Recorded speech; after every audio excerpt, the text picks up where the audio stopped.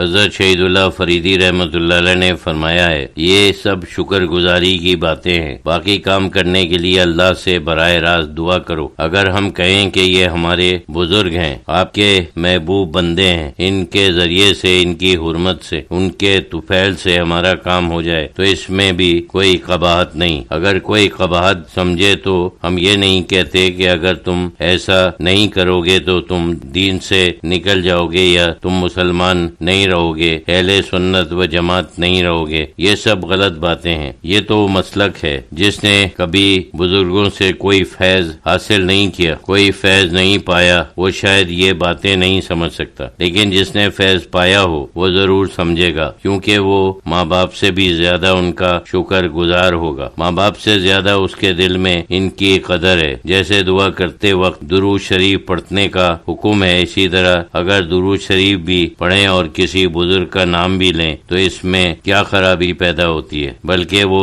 اسی قبیل کی چیز ہے۔ ان لوگوں کو اعتراض نہیں کرنا چاہیے، اگر اعتراض کرتے ہیں تو اللہ ہی سے دعا کریں، کسی کا ذکر نہ کریں۔ حاجی صاحب رحمۃ اللہ علیہ کا مسلک بہت عمدہ ہے۔ وہ فرماتے ہیں میلاد شریف میں وقت ذکر ولادت ہوتا ہے، بعض لوگوں کو کھڑا ہونے کی عادت ہے، بعض لوگ اس کے خلاف ہیں، نہیں کھڑے ہوتے ہیں۔ تو اگر دونوں خیال کے لوگ ہوں تو بہتر یہی ہے کہ کوئی کھڑا نہ ہو۔ اگر کسی جھگڑے کا اندیشہ ہے تو پھر سبھی کھڑے ہو جائیں، جو لوگ منع کرتے ہیں وہ بھی کھڑے ہو جائیں۔ ایک دفعہ کھڑے ہونے سے کافر تو نہیں ہو جائیں گے۔ ایک دوسرے کے اوپر اعتراض نہ کریں، بحث نہ کریں اور مناظرہ نہ کریں۔ جو ایک بات کرتا ہے اسے وہ کرنے دیں، جو دوسری بات کرتا ہے اسے وہ کرنے دیں۔ یہ مسلک بڑا اچھا ہے۔ اگر کسی قسم کے اختلافات ہوں، مثلا خاندان میں یا میاں بیوی میں، پر اصرار نہیں کرنا چاہیے۔ وقت کے ساتھ ساتھ وہ خود سمجھ جائیں گے، نہیں سمجھیں گے تو نہ سمجھیں۔ اگر بزرگوں کے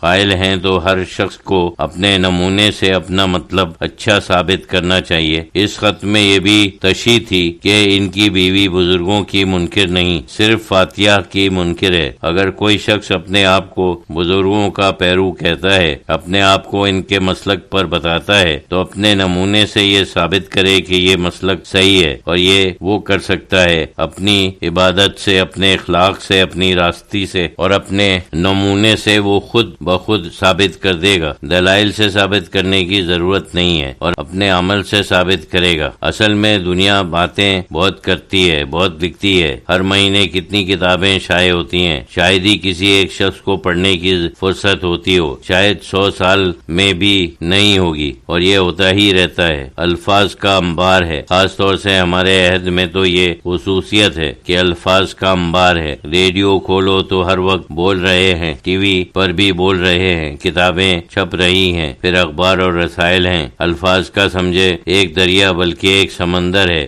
الفاظ کا ایک طوفان ہے، اور نتیجہ کچھ اور ہی ہوتا ہے۔ جو لوگ کہتے ہیں، لکھتے ہیں، کچھ اور ہوتا ہے۔ کچھ اس کی بنیادیں کچھ اور ہیں، اس کی اسباب بھی کچھ اور ہیں۔ کہنے کے بجائے عمل کرنا زیادہ اچھا ہے۔ تربیت کا بھی ایک طریقہ ہے، رسول اللہ صلی اللہ علیہ وسلم کا طریقہ یہی تھا۔ وہ اسوائے حسنہ یعنی بہترین نمونہ ہے۔ یہ بھی انسان کی فطرت ہے۔ انسان کے پاس بولنے کے لیے زبان بھی ہے، سننے کے لیے کان بھی ہیں۔ اللہ تعالیٰ نے ہم کو پڑھنے کے لیے کتاب دی ہے، رسول اللہ صلی اللہ علیہ وسلم کی حدیث بھی ہیں، لیکن احادیث بھی بہت کچھ عملی قسم کی ہیں کہ آپ ایسے موقع کے اوپر یہ کام کرتے تھے، اس موقع کے اوپر یہ کام کرتے تھے، یعنی وہ سب لفظی نہیں ہیں۔ ہمارے بزرگ رحمت اللہ علیہ یہی کیا کرتے تھے۔ کبھی وہ ظاہر طریقے سے فاتحہ کرتے تھے، یعنی کھانا سامنے رکھ کر، کبھی جا کر دیکھ کے اوپر فاتحہ پڑھتے تھے، کبھی صرف نیت کرتے تھے،